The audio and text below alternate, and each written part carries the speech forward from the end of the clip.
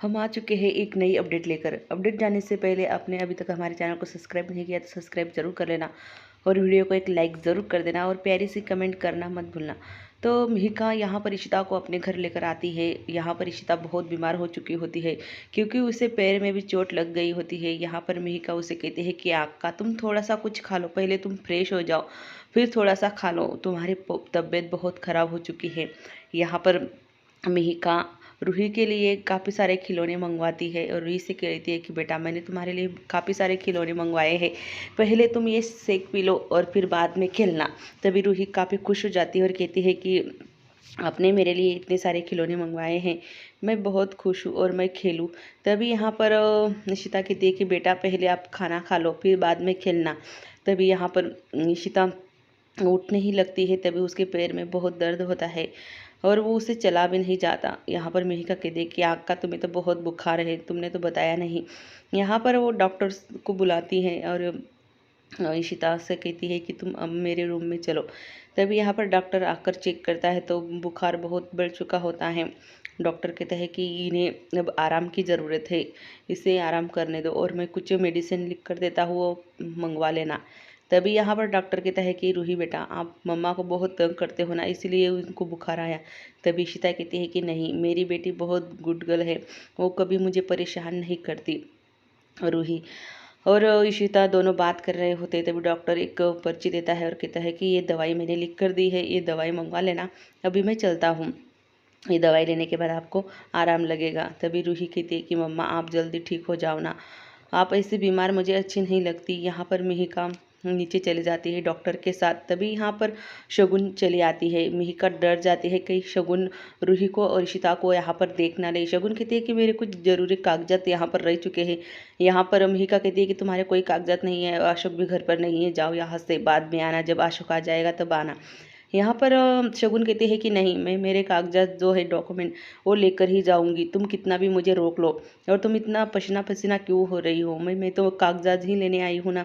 मिहिका कहती है कि ये घर मेरा है और तुम्हारी हिम्मत कैसे हुई मेरे घर में घुसने की, चलो निकलो यहाँ से। पर शगुन मानने के लिए तैयार ही नहीं होती है। वो ज़बरदस्ती मिहिका को धक्का देकर ऊपर चली जाती है और मिहिका डर जाती है क्योंकि उसी रूम में इशिता और रूही भी होती हैं। तभी यहाँ पर शगुन ऊपर चली आती है। मिहिका उसके पीछे पीछे दौड़ी आती है और उसे रोकने की कोशिश करती है, पर शगुन मानने का नाम ही नहीं लेती।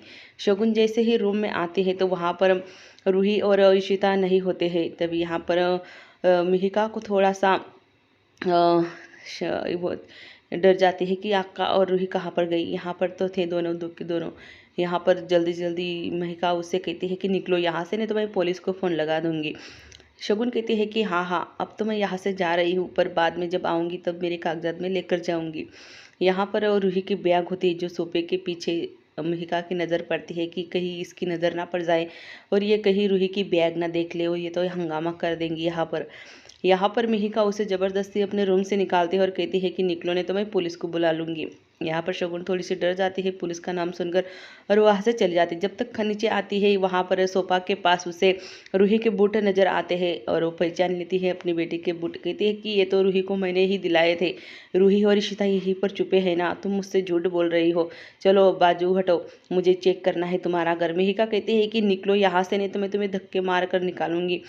फिर भी बाद में यहाँ पर शगुन ऊपर चली आती है रूही और इशिता को ढूंढने के लिए और कहती है कि तुम्हारी बहन को तुमने तुम्हारे घर में ही छुपा के रखा है, वो मेरी बेटी को लेकर भागी है और तुम कैसा उसके साथ दे सकती हो, मुझे ढूंढना है। चलो वो बाथरूम में देखती है, सब जगह देखती है शगुन रूही और इशिता को, पर कहीं पर नहीं मिलती इशिता और रूही। तभी यहाँ पर मिहिका उससे कहती है कि तुमने सारा घर चेक कर लिया है ना, अब निकलो, नहीं तो मैं धक्के मार के निकालूंगी। तभी यहाँ पर शगुन कहती है कि अभी तो मैं जा रही हूँ, पर बाद में जब मुझे पता चलेगा कि रूही और इशिता तुम्हारे घर पे थी तो मैं पुलिस कंप्लेंट कर दूंगी। तभी यहाँ पर मिका कहती है कि तुम्हें जो करना है वो कर लेना, फिर यहाँ बाद में ही आना जब अशोक घर जा जाएगा तब, अभी निकलो मेरे घर से। और तुम क्यों आती हो मेरे घर, अब ये मेरा घर है, तुम्हारा कुछ भी नहीं है यहाँ पर। जो भी कुछ डॉक्यूमेंट होंगे मैं किसी के साथ भिजवा दूंगी, पर तुमने यहाँ पर पैर भी नहीं रखना। शगुन वहाँ से चले जाती है। इशिता कार में बैठकर रोने लगती है। उसने वो सब कुछ देख लिया होता है। जब मिहिका और शगुन बातचीत कर रहे होते तभी इशिता और रूही को लेकर वहाँ से भाग जाती है। यहाँ पर रूही उससे कहती है कि मम्मा आपकी तबीयत तो ठीक है ना, आप बहुत चिंता कर रही हो। तभी यहाँ जो इशिता को चेक करने आया था वो डॉक्टर भल्ला परिवार के हाउस में आता है और उससे पूछता है रमन के पापा को कि मैंने जब एक लड़की की बहन के लिए इलाज के लिए गया था तभी मुझे याद आया था कि वो इशिता और उसकी बेटी आपकी बहू है, और मैं आपको बताने आया हूँ कि वो उसी के घर है। क्या क्या प्रॉब्लम है क्या उसके घर, मतलब रमन पूछता है कि कहाँ पर।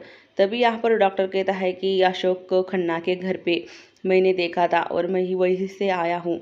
वो बहुत बीमार थी, उसे बहुत बुखार था। बच्ची तो अच्छी है पर वो जो इशिता है वो बहुत बीमार है। यहाँ पर रमन खुश हो जाता है क्योंकि वो काफ़ी देर से इशिता और रूही को ढूंढ रहा था। सारा परिवार परेशान हो गया था।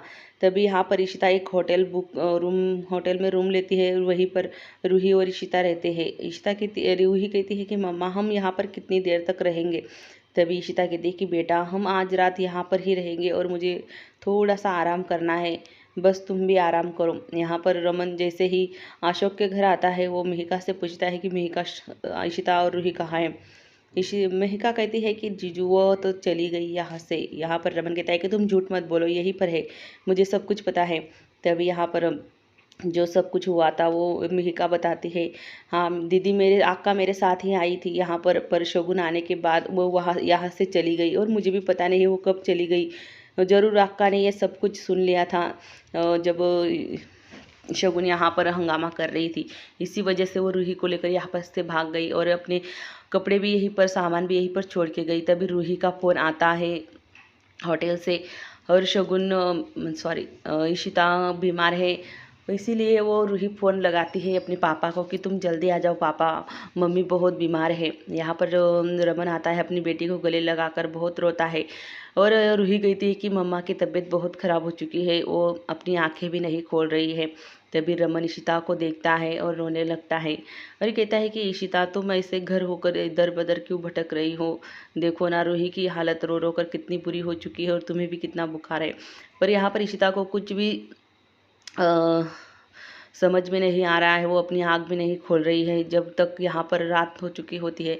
यहाँ पर रमन उसे पट्टियाँ लगाता है और बहुत बुखार होने की वजह से उसे कुछ याद भी नहीं रहता। यहाँ पर वो जब तक उसकी आँख खुलती है वो पूछती है कि मेरी रूही कहाँ है। वो रोने लगती है रूही के लिए, कहीं रूही को शगुन लेकर तो नहीं गई। रमन उसे कहता है कि रूही बिल्कुल ठीक है, तुम आराम करो, पहले तुम यहाँ पर मुझे बताओ कि तुम ऐसे क्यों कर रही हो। तभी यहाँ पर इशिता कहती है कि सब कुछ रमन तुमने ही किया है और मुझ पे ही ब्लेम लगा रहे हो, तुमने ही रूही को मुझसे दूर किया है। तभी रमन कहता है कि नहीं इशिता, मुझसे गलती हो गई है और मैंने वो कागज़ पढ़े नहीं थे इसकी वजह से, और मैं तुम्हें प्रॉमिस करता हूँ कि रूही को कभी हमसे दूर नहीं जाने दूंगा। और इशिता काफ़ी रोने लगती है रमन के गले लगकर।